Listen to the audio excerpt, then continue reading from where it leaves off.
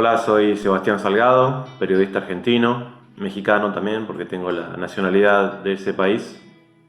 Y justamente desde la Ciudad de México, esta semana, amigos desde allá me compartieron una información muy interesante en la que el presidente López Obrador felicitaba a los médicos mexicanos, reconocía su trabajo en el contexto de la pandemia y de este virus que es el COVID-19, haciendo alusión a que también el Che Guevara había sido un médico igual que ellos y también Salvador Allende.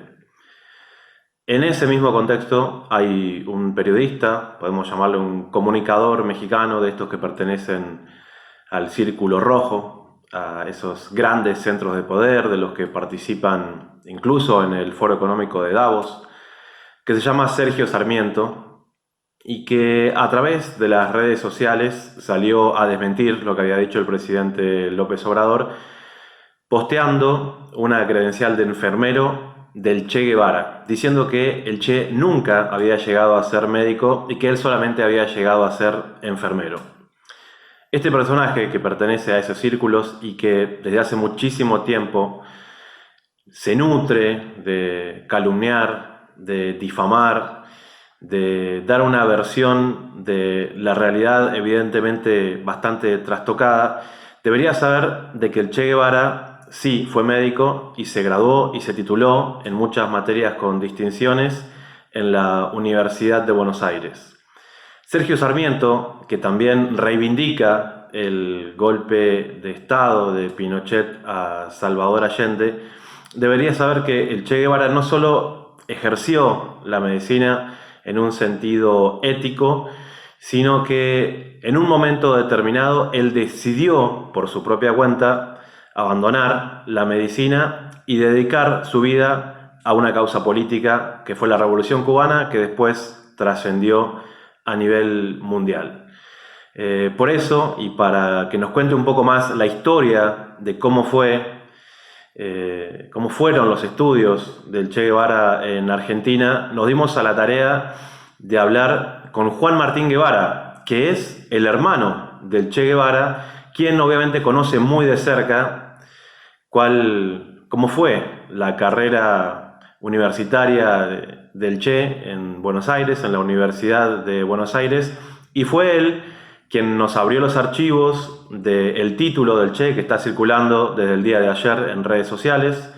Hoy es 14 de mayo y que no solamente nos comparte el título, sino también nos comparte su boletín de calificaciones, ¿sí?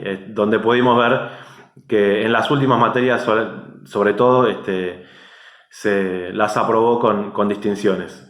Por eso, en esta tarde de hoy, saludamos a Juan Martín Guevara, hermano del Che Guevara, para que nos cuentes, Juan Martín, bueno, cómo fue un poco la historia de que el Che decide estudiar medicina, cuáles fueron los diferentes momentos de su carrera y cómo fue que se graduó. Te mando un gran saludo y por esto del contexto de la actual pandemia, con la pena de no poderte entrevistar de manera personal y lo hacemos así de manera virtual. Hola Sebastián, bueno, realmente contento de poder colaborar en aclarar cómo fue el proceso, ¿no?, en el cual Ernesto se convierte en médico y después, más adelante, se convierte en el Che. Bueno, nosotros vivíamos en Córdoba. En una primera instancia, cuando termina el secundario, Ernesto decide entrar en ingeniería y da el ingreso en ingeniería.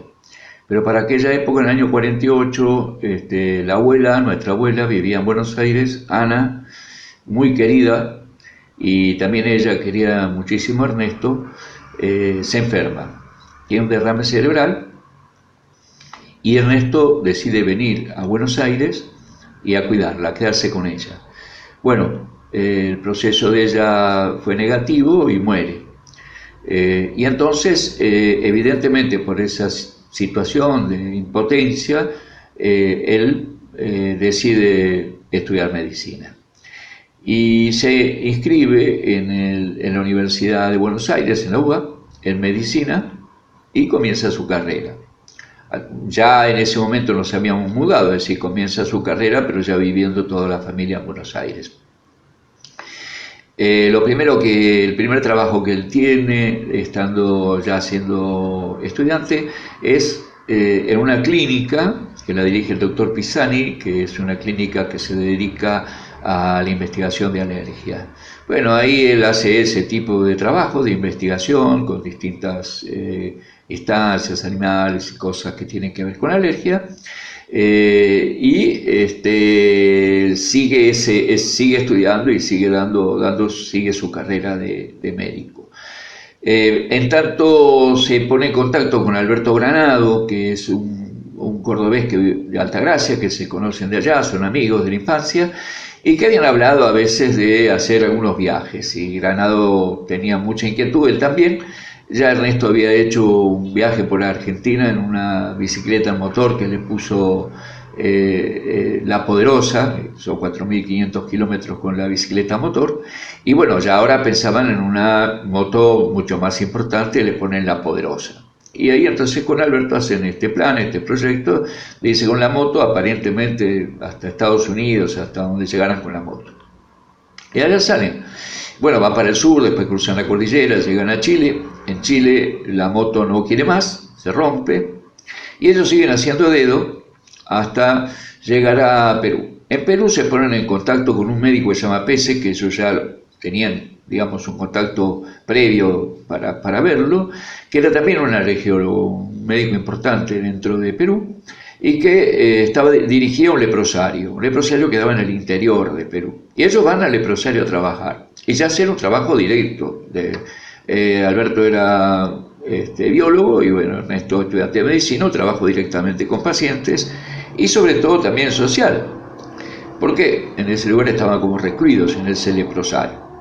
Bueno, allí después de un tiempo deciden salir para el norte, es donde los enfermos les fabrican una balsa y salen con la balsa de la famosa Mambo Tambo. Y allá van. Bueno, todo esto está relatado un poco por Alberto también en Diarios de Motocicleta, ¿no? Toda la parte previa y todo esto, incluso cuando habla del Amazonas y demás. Entonces, cuando llegan a Venezuela, Alberto decide quedarse para tener trabajo como biólogo. Y entonces Ernesto dice, bueno, yo vuelvo a Buenos Aires, me recibo y después nos encontramos de nuevo aquí. Bueno, así hace, vuelve a Buenos Aires y en tanto está ya preparando para dar algunas materias y demás, tiene un contacto con Calica Ferrer, en el cual habían hablado alguna vez de hacer un viaje. Y bueno, como Ernesto había quedado muy impactado por todo lo que había visto y lo que había su experiencia, ¿no?, que había hecho en este primer viaje, o segundo, porque primero fue por la Argentina, pero bueno, en este viaje, entonces deciden iniciar en un proyecto un viaje para el norte. Llegar a Venezuela y ahí de nuevo encontrarse con Granado, y bueno, seguramente Calica a buscar también trabajo allí. Entonces dice Ernesto, bueno, me recibo y salimos. Bueno, pero ¿cuántas materias te quedan? No, me quedan 12 materias. No, pero para la fecha que tenemos para salir, no podés, ¿no? Las voy a dar, y las da. Y entre más o menos octubre y noviembre del año 52 hasta abril del 53, él da las 12 materias. Y el 11 de abril de 1953, él ya tiene su título de médico. Y entonces ya se va como médico con Calica. Y salen este viaje, salen en tren, es decir, van haciendo un viaje como pueden, pero ya no es en moto, en tren. Llegan a Caracas. En Caracas Ernesto no decide que no se va a quedar, Calica sí dice que se va a quedar, ya Alberto tiene trabajo ahí, y ahí Ernesto ha conocido otros argentinos que están viajando, unos viajeros, y le han hablado de Guatemala, y que en Guatemala hay un proceso muy interesante, y que Ernesto ya estaba muy, digamos, imbuido de todo lo que era lo que él llamó la América Profunda, y de toda la situación social que existía en esa América. Y bueno, en Guatemala había un gobierno que estaba dirigido por Arbenz y que estaba iniciando una reforma agraria en favor de los campesinos. Bueno, allá van a Guatemala, influenciado quizás por estos compañeros, pero porque quería conocer aquello. En Guatemala empieza a hacer distintos trabajos más bien de carácter político, pero rápidamente hay una invasión, un golpe que lo destituyen a Arbenz y tiene que salir de Guatemala. Ya se había contactado allí con algunos compañeros, un compañero sobre todo cubano, y cuando llega a México se toma contacto con Fidel y decide entrar en este movimiento 26 de julio para ir a Cuba a luchar por la liberación de Cuba. Pero mientras, él trabaja en un hospital público en México, y tan es así que él tiene una paciente que se llama María de nombre, y él le escribe un poema porque está muy mal y sabe que va a morir, y le escribe un poema que dice: vas a morir, vieja María. Poema que realmente es muy, muy impactante. Y bueno, él ya entra en este plan de salir con la gente del 26 en el Granma. Allá van, salen. Cuando llegan son sorprendidos por el ejército, y en el medio del tiroteo él lleva una mochila de medicamentos como médico, y en el medio del tiroteo hay un compañero que deja una caja de municiones y sale corriendo hacia un cañaveral.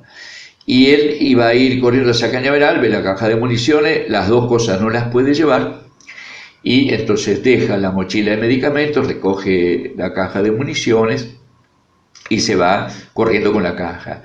Y él después escribe en una cosa que le llama Pasaje de la Guerra Revolucionaria, Alegría del Pío, que es el primer momento en el que él tiene una disyuntiva, ¿no? O es médico o es combatiente. Y bueno, en ese momento ella va tomando el camino del combatiente. Y bueno, al mismo tiempo que le hemos mandado, junto con todo esto que estoy mandando, digamos, el documento en donde dice que el 11 de abril de 1953 se recibió, y allí tenía su diploma. Y también, por supuesto, se sabe cuál fue su carrera, que como médico allí quedó y luego ya fue comandante, etcétera, etcétera. Se dedicó a cuestiones sociales, pero no ya desde el punto de vista de la medicina. Y bueno, para que quede entonces claro de que no es que fue nada más que enfermero, fue médico y bueno, trabajó mucho para poder llegar a hacerlo. Muchas gracias, Sebastián, un gran abrazo, y que sirva esto, bueno, como un relato histórico y como algo que aclare y que no sean tergiversadas las cosas. Muchas gracias y un gran abrazo. Bueno, Juan Martín, te agradezco muchísimo esta entrevista, tu testimonio, toda esta narración tan detallada que nos has hecho de el paso de tu hermano, de Ernesto Guevara, el Che, para todo el mundo, por la Universidad de Buenos Aires, y de qué manera obtuvo su título de doctor en ciencias médicas. Te mando un saludo muy muy grande, y bueno, desde acá también aprovechamos para saludar a Sergio Sarmiento en la Ciudad de México. Aunque sí, nos quedaría pendiente tal vez intentar entrevistar algunos de los grandes comunicadores y serios que sí hay en México, como es el doctor Alfredo Jalife. Esperemos muy pronto poder estar en contacto con él para compartir un poco más sobre esta visión que tienen algunos comunicadores corporativos en México sobre la actualidad de ese país y Latinoamérica. Un abrazo muy grande.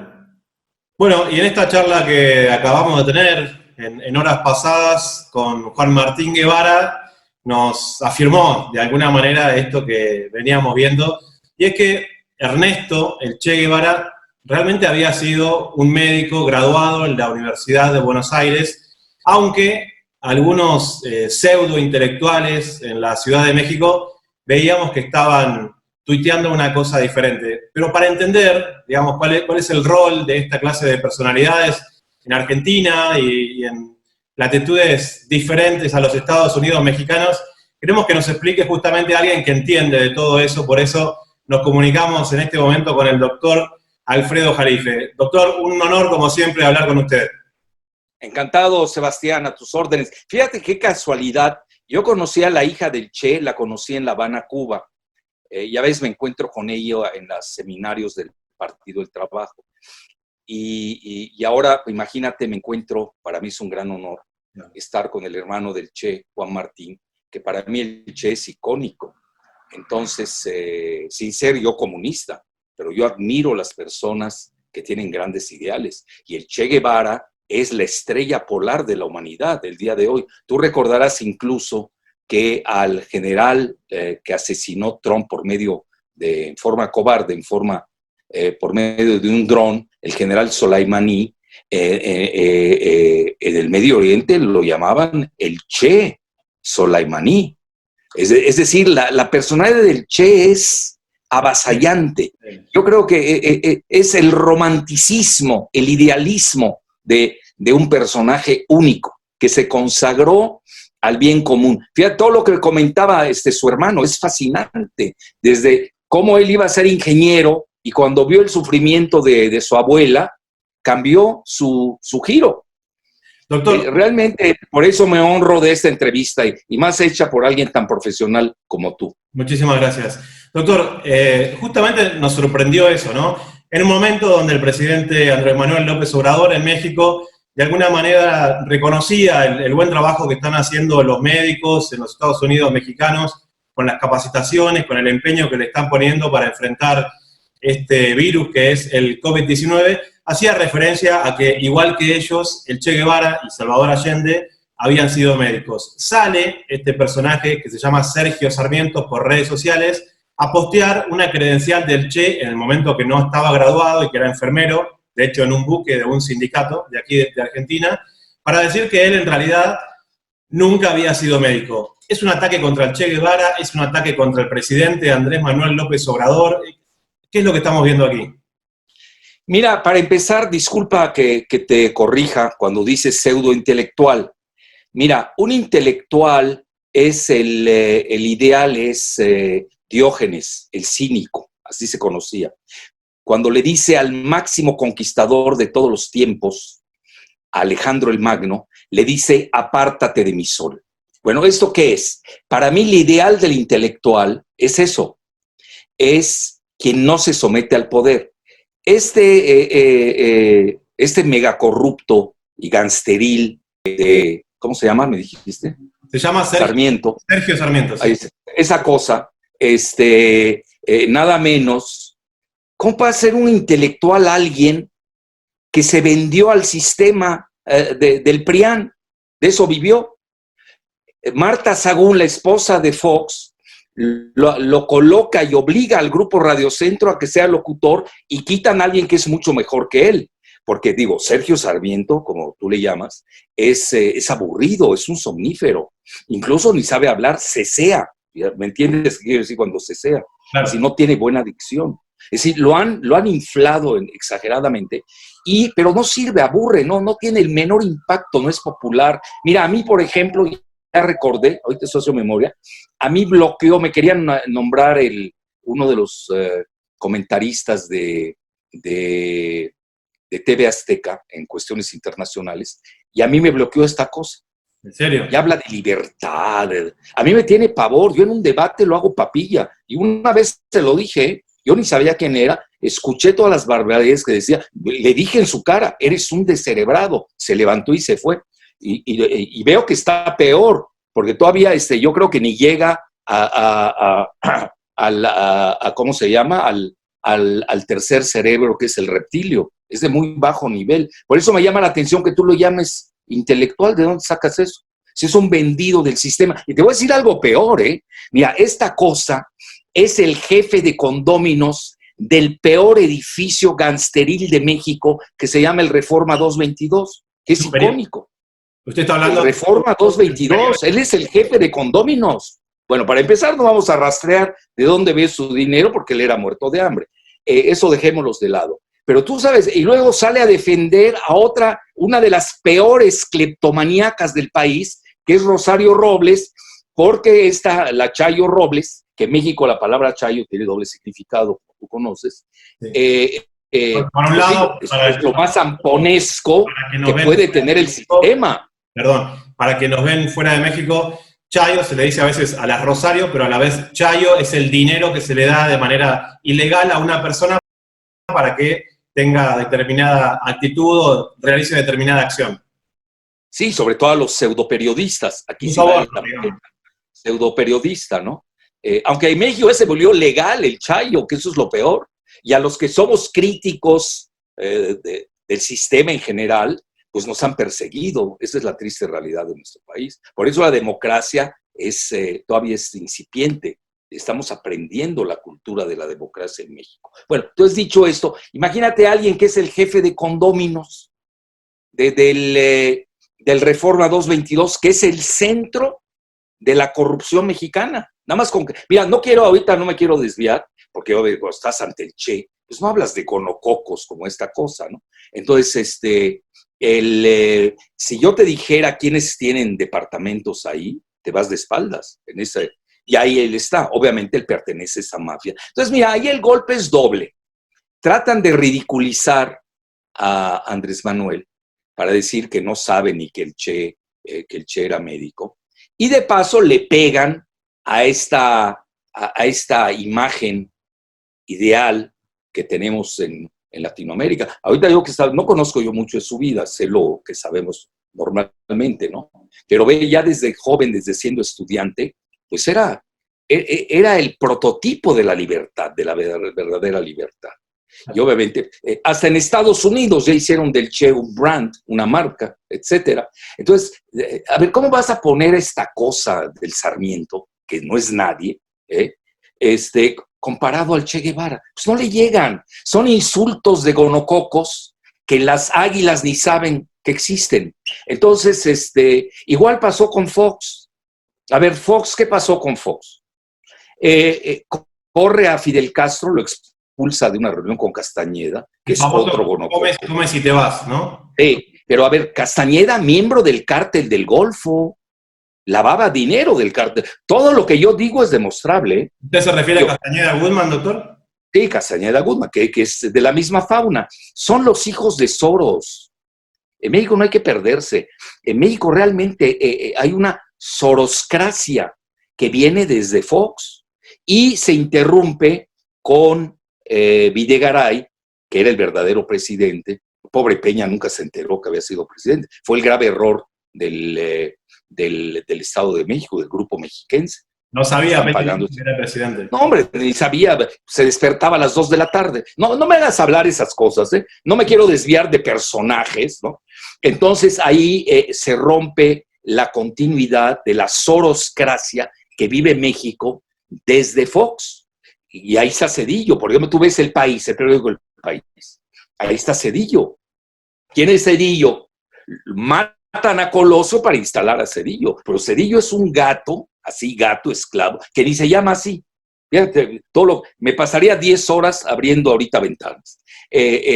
Toma el nombre, no me quiero meter tampoco a ese tema, pero era el instrumento de Joseph Marie Córdoba, que era aliado de Castañeda Goodman en Francia, y los dos instrumentos de George Soros. Entonces hay que ver bien eso. Luego viene, ahora, tú me dices, bueno, ¿y por qué escribe del Reforma? Bueno, el Reforma. El Reforma es un invento de Carlos Salinas de Gortari. Nace el Reforma durante el sexenio de Salinas. Le regalan su terreno, el Reforma, en Avenida Universidad. Y mira, si yo te dijera quién me lo dijo, te vas de espaldas, nada más que ya se murió. Pero yo tengo los datos duros, lo podemos ver en el catastro.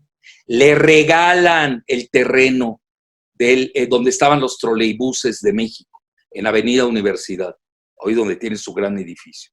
Luego, ese proyecto de Salinas, no quiero decir junto a quién, fíjate todo lo que estoy evadiendo, y eso que estoy diciendo cosas. Y luego quiebra en el Fobaproa, debe una fortuna al Fobaproa. Si realmente ahorita, por ejemplo, ya se están autovictimizando y autohaciendo atentados, de que los van a volver. ¿A qué le importa poner una bomba al Reforma, por favor? Hay de ser muy idiota para que uno haga eso. Mira, no tienen televisora, no tienen impacto, no tienen radiodifusoras. Déjeme compartirle para la gente que nos ve fuera de México, sí. En el día de ayer, 13 de mayo, hubo un supuesto llamado anónimo al periódico Reforma que venía desde Baja California, ahí en México mismo, donde una persona decía que si seguían criticando al presidente Andrés Manuel López Obrador, el edificio iba a volar, y incluso al final de la conversación le decía, recuerde que nosotros somos del PRI, ¿no? Un partido al cual el presidente no pertenece. ¿Qué es esto? ¿Como una especie de invento, de victimización? No, yo creo que están, mira, se les ha demostrado que son muy faker news, Claro. son propaladores de noticias falsas, de fake news, tipo Sarmiento, por eso está. Mira, hay un tal, creo que se llama Jorge Suárez Vélez, ya me susurraron que es un lavador de cárteles en la casa de bolsa que tiene en Nueva York. Una casita de bolsa, tampoco es así la gran cosa. Y se cree ya el genio jamás parido en la Vía Láctea, ¿no? Entonces, estaban festejando la devaluación del peso. Es decir, son elementos que los tienes en el país, que son antimexicanos, que prefieren estar con Estados Unidos que con México, prefieren ese proyecto. Nada más que Trump no los quiere. Tan es así que los han rechazado con su proyecto proestadounidense. Ve a Trump, ya hizo su muro. Nos guste o no, Trump es mexicanófobo porque él es supremacista blanco de los WASP, de White Anglo-Saxon Protestant, etc. Entonces, mira, el Reforma debe una fortuna, si realmente le quieren hacer daño al Reforma, que más le hay necesidad. Nosotros, está bien que griten. Mira, yo siempre uso un dicho, que defequen hasta que se deshidraten. No pasa nada, no tienen la menor influencia, porque son los mismos grupos de poder. Déjalos que griten. Yo soy de esa idea. Te voy a decir cuál es el problema en México, que hay una gran asimetría de los medios masivos de comunicación entre periódicos y televisoras. ¿Por qué razón? Porque gobernaron al país casi 4 décadas del viejo régimen, y hoy el nuevo régimen no tiene televisoras, no tiene amanuenses apropiados. Ahí tiene 2 que 3 chafísimos, un guatemalteco, otro dominicano. Son de quinta, le hacen más daño que bien al presidente. Es decir, nosotros tenemos que pensar en la cuarta transformación con un colegio de pensadores a nivel de la República que realmente se adhieran al proyecto de un México nacionalista. Y yo diría más que nacionalista, soberanista. Le están con proyectos nacionales. ¿Cómo? ¿Le están faltando cuadros políticos al presidente Andrés Manuel López Obrador? Yo creo que sí. Sí los hay, y en abundancia, pero como que no se han sabido reagrupar, están en la transición y hay que formarlos. Mira, yo aquel día le di una idea a alguien muy cercano a él. Le dije, hay que hacer un colegio del sur, así como hay el colegio del norte, que es imprescindible. Yo creo que ha cumplido bien su labor. Hay que hacer un colegio del sur y la sede debe ser naturalmente Villahermosa. Hay grandes intelectuales que pertenecen, eso sí, intelectuales, alejados del poder. Y en el momento que te acercas al poder, pues ya perdiste tu virginidad.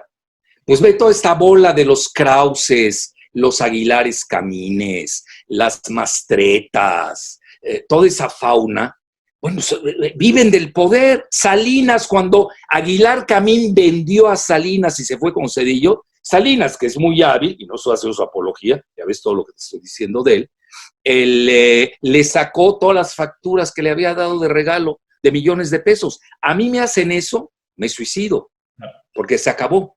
Ya, no necesitas. Aquí son una bola de cínicos, deambulan con una gran desfachatez, y ocurre algo en México, un fenómeno único.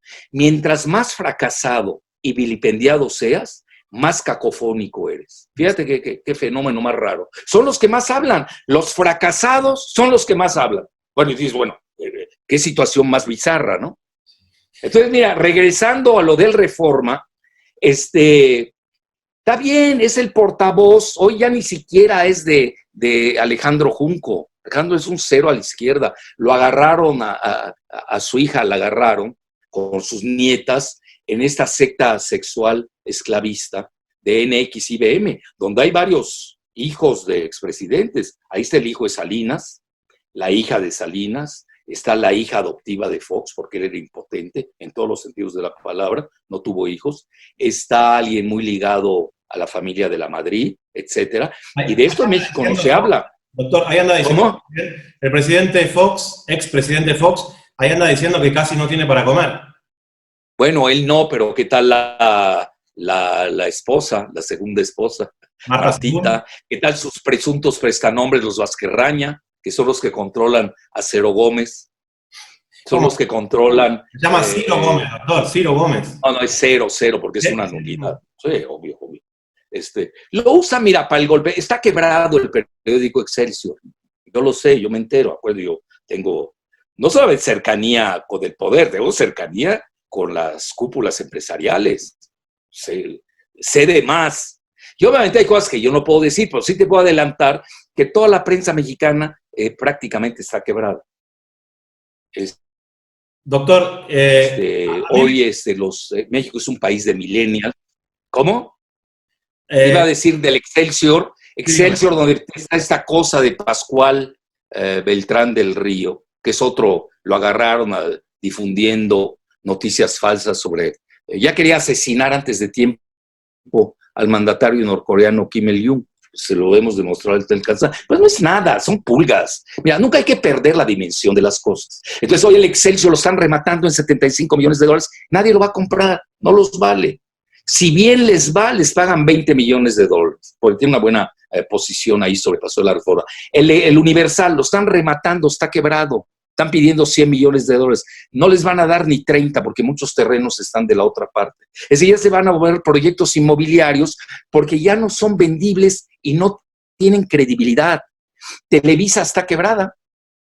El Financiero está quebrado. Pero ya no me hagas seguir porque voy a pasar a hablar de todos los medios de México. Lo único que yo dejaría, Sebastián, en el tintero, es de que hay una gran asimetría entre los multimedias y sus amanuenses del viejo régimen. Estás hablando de todo el PRIAN, con el nuevo régimen que no los tiene. Esa es una realidad. Es decir, el nuevo régimen es nada más Andrés Manuel, él se presenta en cada mañanera. Es decir, sí tiene que crear un equipo de intelectuales, no que nos traigan ahí dominicanos, guatemaltecos de quinta, que ya se creen intelectuales. Ya en México cualquier pelagatos se dice intelectual.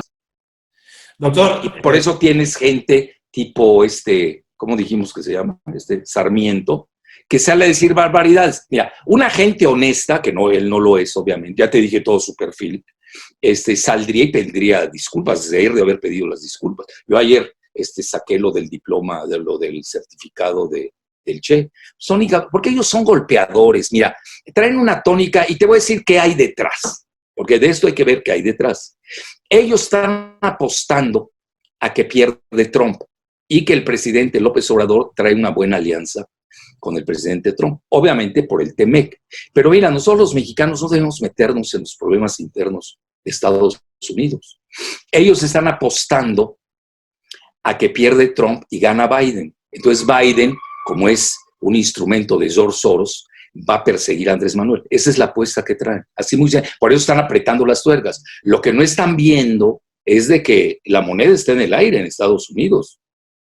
Es decir, no está tan claro quién va a ganar. Ahorita está el Obama Gate que acaba de explotar. Es muy fuerte, etcétera. Pero nosotros como mexicanos, mira, hubo un grupo de senadores que me da vergüenza hasta decir sus nombres, porque muchos de ellos dicen que son de la 4T hoy. Senadoras del PAN y del PRI, además de estos que se dicen de la 4T, con camisetas de Hillary, senadores de la República en el Senado, y tienes atrás la patria es primero, como si para nosotros fuera mejor un demócrata, un republicano. Nosotros tenemos que tener... Recuerdo una senadora, Mariana Gómez del Campo, ¿puede ser? Que tenía una... Sí, una es ella. El otro es Zoé Robledo. Ya no me hagas decir de allá más, ya te dije dos. Ya. Digo, si no me voy a pelear con medio país, mi querido Sebastián. Sí, pero no puede ser, ¿cómo pueden ser estas cosas? Senadores, para empezar. Es decir, no respetan ni su investidura. Luego en el Senado, y atrás viene la patria es primero, lo tenemos en letras de oro. Es decir, a nosotros, mira, eso es importante que también lo sepa. México, cualquiera puede tomar partido y es libre, pero ya como estadista, tienes que tener las mejores relaciones con Estados Unidos, con quien está en el poder. Nosotros no podemos estar tomando partido, es suicida. Doctor, en Argentina también hay periodistas conservadores que pertenecen al llamado Círculo Rojo, que están en contra de los gobiernos populares, podemos decir, pero en Argentina es muy difícil encontrar, vamos a decirle, periodistas o gente que estén al frente de medios corporativos que reivindiquen el golpe militar de Pinochet a Salvador Allende y que digan que lo que acaba de pasar en Bolivia no fue un golpe de Estado, como sí lo acaba de decir Sergio Sarmiento en ese programa que se llama Tercer Grado. O sea, en México siguen permitiendo... No, en México le llaman tercer legrado, porque todas sus noticias son abortadas, son fake news. Claro. Sí, mira, aquí hay algo importante que acabas de denominar.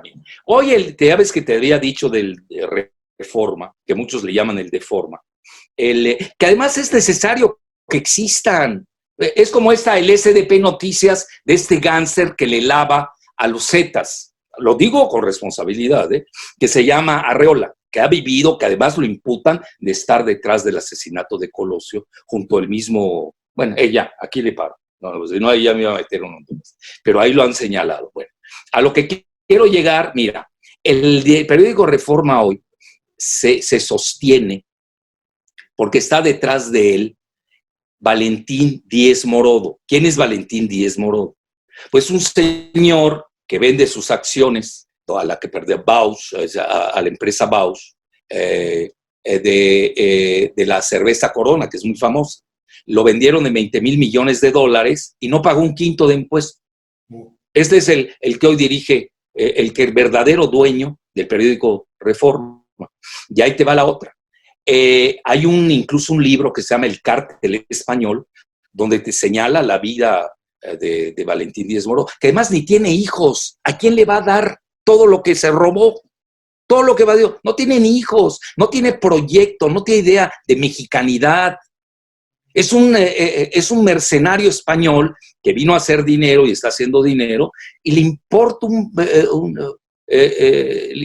nada, no le importa nada, despedazar a uno de los países que tiene el peor índice Gini de Latinoamérica, que es México. El índice Gini, tú sabes, mide la disparidad entre ricos y pobres. Tenemos 90 millones de miserables en México.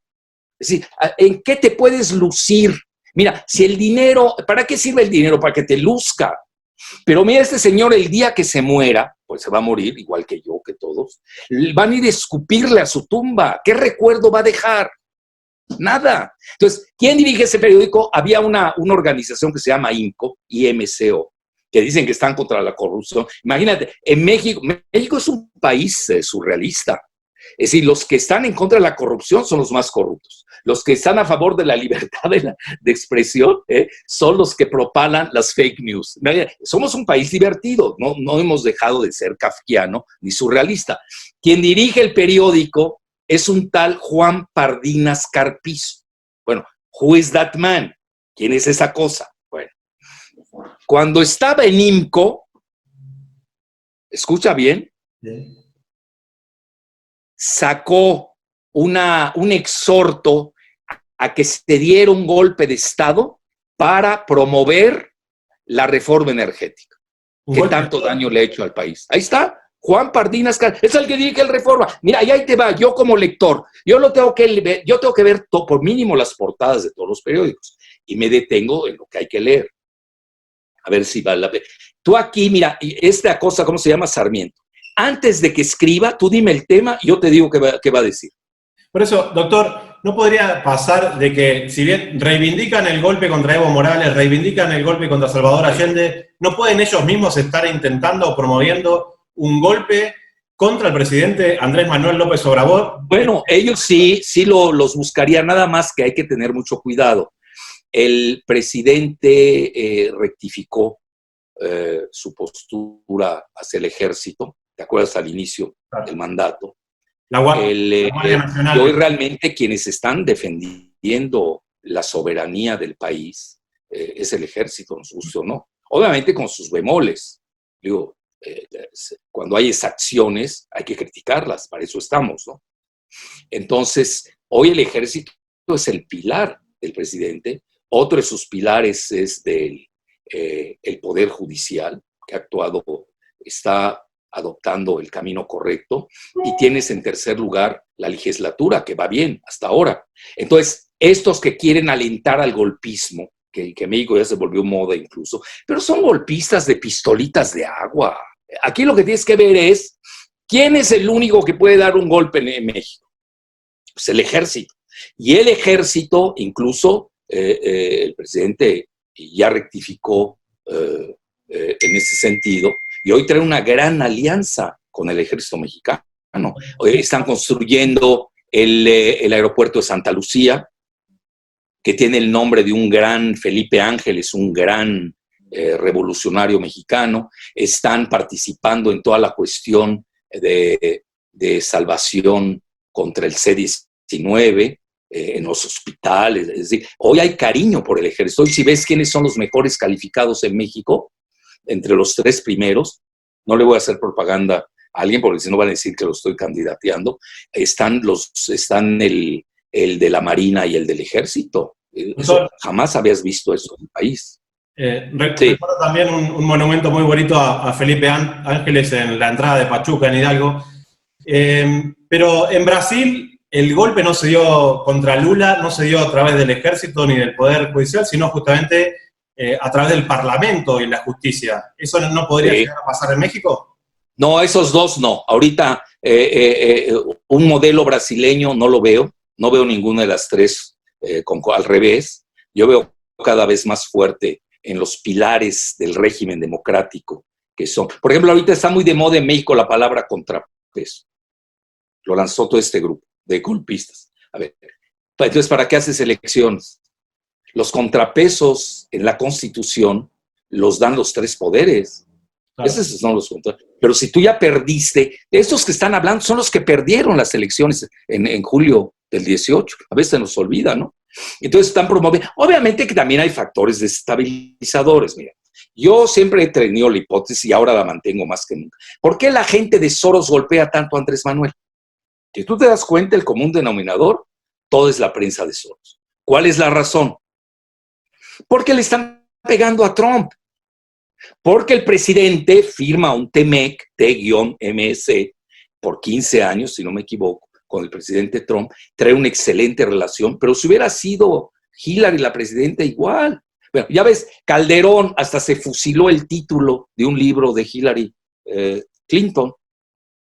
Bueno, a Krause lo agarraron plagiando el libro de Schlesinger que se llama Presidencia Imperial. Son plagiarios, realmente son descerebrados, no tienen creatividad, reciben órdenes, son esclavos de George Soros. Y nos guste o no, hoy se está librando en México una batalla tremenda a muerte que puede ser el destino del mundo incluso, con su epílogo. Se está librando esta batalla a muerte entre Soros y Trump. Doctor, por eso tiene toda la gente de Soros, le pega durísimo al presidente. Doctor, mencionaba usted a Felipe Calderón y no puedo dejar de preguntarle por el tema de Genaro García Luna, que cada vez es más evidentes los nexos que él había tenido con el narcotráfico, y sabemos que un secretario de Estado no se corta solo, sino que si Genaro García Luna estaba vinculado con el cártel de Sinaloa, evidentemente también lo estaba el presidente Calderón. ¿Qué lectura hace usted de eso? Mira, es muy sencillo. Calderón es un narcotraficante global. Lo usaron los Estados Unidos hasta el cansancio, lo exprimieron, sobre todo el grupo de Soros. Acuérdate que sacó un tuit en contra del presidente Trump, etcétera. Hillary estuvo detrás de la reforma energética de México, que nos despedazó. Pero cometió un grave error geopolítico. Lo que pasa es que estos Genaro García Luna, Calderón, Fox, Castañeda, los Krause, los Aguilar Camín, toda esa Zuckerman, toda esa fauna, que es gente de Soros al final del día, son desechables. Los usa el imperio y cuando ya no les sirve los tira. Cometió un grave error Felipe Calderón, yo lo dije, al tercer día fue cuando agarraron a Genaro García Luna. Fue a China y fue a visitar la empresa Huawei en Shanghai, precisamente para ver los logros de la 5G. ¿Cómo haces eso? ¿Cómo haces eso en medio de una batalla terrible que se está librando entre China y Estados Unidos? Es decir, para Estados Unidos fue un acto de traición. Obviamente, pues ya se volvió. Él se suicidó. No lo necesita perseguir Estados Unidos. Lo único que hacen es sacar los expedientes y ya viste todos los que... Ya lo regañó el embajador de México, de Estados Unidos de México, Landau, lo paró en seco. Ya salió la ex embajadora en México, Jacobson, que más pertenecía al grupo de Hillary, etcétera, igual para desnudarlo. En eso están de acuerdo los demócratas y los republicanos. Entonces no se quieren pasar de listos, son muy aldeanos, no entienden la geometría política en Estados Unidos y cometen errores como esto. Mira, está más que cantada el encarcelamiento de Calderón.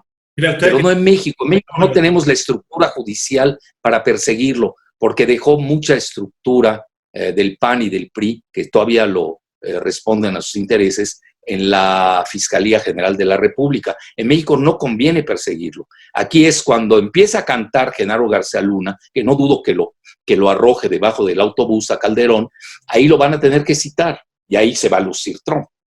Doctor, por último, para no abusar de su tiempo, usted hablaba de una especie de suicidio político y me hizo recordar al título de uno de sus libros, que era Venta de Pemex, Suicidio de México. Usted anticipaba lo que iba a significar para los Estados Unidos mexicanos esta privatización encubierta de Pemex. Si usted fue un defensor en ese momento de los recursos de México para toda su población y ahora hay un cambio de gobierno, ¿por qué no es usted la persona que en este momento esté al frente de la Secretaría de Energía en México? Mira, porque realmente yo soy un realpolitiker. Yo no convengo, porque naturalmente hasta las piedras en Wall Street saben que yo soy soberanista. En estos momentos México pasa por un momento de transición.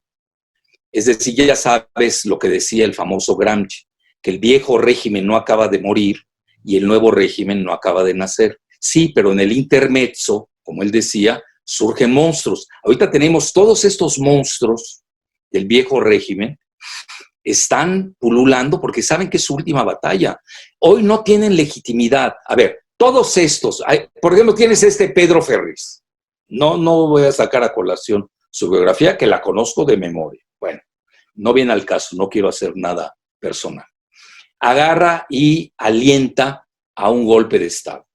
Se lanzó para ser candidato independiente. No obtuvo ni siquiera el registro. Y eso que el INE está manejado por un esclavo del PRIAN. Esta cosa, ¿cómo se llama? Lorenzo Córdoba. Pues es que obviamente lo van a sacar a patadas. Es decir, todavía la 4T no empieza a tomar la conducción de cierto tipo de instituciones muy estratégicas, tipo el INE, y se va a tener que dar, porque la mayoría la tiene la 4T, no es el PRIAN. Entonces, hoy realmente lo que hay que ver es que no tienen legitimidad electoral. Por eso recurren a estos exhortos golpistas, pero cuando traen pistolitas de agua. Por eso hace muy bien el presidente, hizo muy bien en rectificar, porque él traía otro proyecto en relación al ejército. Lo que pasa, mira, yo conozco muy bien la biografía política del presidente López Obrador, y él es un pacifista por sus vivencias que tuvo en su adolescencia, y se volvió un gran seguidor de Gandhi, del pacifismo, de Martin Luther King, de Mandela. Ese es el verdadero Andrés Manuel. Sí, pero hoy tiene que entender que ese Andrés Manuel, tipo el Che, vea a su hijo, cómo le puso, a su cuarto hijo, Ernesto Jesús. Ernesto es por el Che Guevara, y Jesús obviamente porque él es una gente que sí cree en el sermón de la montaña. Andrés, la gente se ha equivocado, dicen que es adventista, no hay tal, la esposa sí lo fue, pero él no. Él es católico, incluso bautiza a sus hijos, quienes conocemos la biografía familiar. Entonces, hoy tiene que entender el presidente, y ya lo entendió, que hoy él es estadista, es idealista, que fue maravilloso pensar en Mahatma Gandhi, en Martin Luther King. Creo que yo en una ocasión se lo dije, creo que me lo encontré en el periódico La Jornada y le comenté, mira Andrés, eso es muy maravilloso el pacifismo, yo soy como tú, pero recuerda que a los pacifistas los matan. Como que le impactó la frase que le dije. Y es cierto, a al Mahatma Gandhi lo mataron, a Luther King lo mataron, Malcolm etcétera. X, a Kennedy. Sí, pero yo hablo de pacifistas, ¿cierto? Sí, ya cuando te vas, ya cuando eres estadista, tienes otra correlación. Y además tienes que tener hoy en cuenta que mal que bien, y conste que yo no soy muy partidario del TMEC, T-MS, pero esa es nuestra realidad, tenemos que vivirla. Y hoy yo creo que ya tiene que coordinarse con las políticas regionales, sobre todo con Estados Unidos, sea quien fuera el que lo gobierne. Y hay una realidad geopolítica que no la puedes cambiar. Mira, yo muchas veces, yo creo que Andrés tiene esa, yo diría, doubling, como le llamarían en inglés, que no doble personalidad, que no es lo mismo. Un doubling quiere decir, tiene dos prototipos de conducta. Una es el Che Guevara, que es el idealista, y el otro Fidel Castro, que era el estadista. Son dos cosas diferentes. Fíjate qué interesante. Entonces, Andrés Manuel tiene que entender que, bueno, ya lo entendió, además yo no soy nadie para decírselo, pero yo creo que ya lo asimiló muy bien, que la imagen que él tiene del Che, que es maravillosa, ver lo primero que sacó a relucir fue eso en relación a los médicos, no tiene nada que ver con la manera de gobernar. El Che nunca gobernó. Era un aventurero idealista, esa es la realidad. Ve todos los rincones que visitó. Incluso llegó, pues yo que iba seguido a Cuba, él visitó en una ocasión, y un día te lo voy a contar, Sebastián, pues yo soy uno de los promotores de que Cuba haya adoptado el euro. ¿En serio? Y esto en armonía con Fidel Castro y con el Banco Central de Cuba. Y tú sabes que el Che Guevara gobernó el Banco Central de Cuba. Sí. Poca gente lo sabe. Sí. Yo cuando vi su foto ahí en el Banco Central, hasta me extrañó. Creo que el presidente del banco era en ese momento Subirán, creo, algo así. Estaba con Z. Ya no me acuerdo bien de esa etapa. Ojalá un día le voy a pedir a los amigos cubanos que me den la grabación de esa charla cuando me invitó a cenar Fidel Castro. Soberón, ya me acordé. Soberón era el presidente del Banco Central. Imagínate un personaje como el Che Guevara teniendo... Era una luminaria de personalidad. Sí. Yo creo que es el anhelo de cualquier revolucionario romántico, es el Che Guevara. Entonces imagínate que te salga un gonococo del tamaño de... ¿Cómo se llamaba Sarmiento, que ni va a pasar ni al basurero de la historia. ¿Cuáles son sus logros? Juntó un gigante que no cabe ya ni en la Vía Láctea, del tamaño del Che Guevara, que es icónico. Doctor, yo le agradezco muchísimo por su tiempo. La verdad que es buenísimo hablar con usted para tratar de entender desde Buenos Aires y desde otras latitudes a estos personajes de la derecha, conservadores mexicanos, que intentan de alguna manera atacar a personalidades como el Che, que han, digamos, trascendido en la historia, y sobre todo estos ataques directos contra el presidente elegido de los Estados Unidos mexicanos, Andrés Manuel López Obrador. No sé si me permita, Sebastián, quiero hacer una acotación.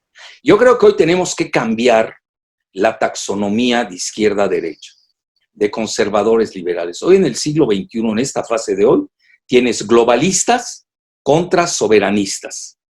Los globalistas están jefaturados por la banca Rothschild y su instrumento, que es agente de la CIA, este libro de Wayne Madsen, que lo demuestra, que era nada menos que uno de los principales consultores de National Security Agency, Wayne Madsen, que es George Soros, agente real de la CIA, que maneja con grandes capitales un gobierno paralelo financierista para desestabilizar al mundo. Por ahí tienes esta. Y por otro lado tienes a los soberanistas que, nos guste o no, ahí están, que hoy están gobernando el mundo. Tienes al mandarín Xi Jinping, tienes al zar Vladimir Putin, tienes al mismo Narendra Modi de la India, tienes al mismo Trump, que se maneja con el nacionalismo económico, es otra connotación. Por eso a mí me gusta mejor el término de soberanistas. Entonces hoy esa es la dicotomía hoy en boga.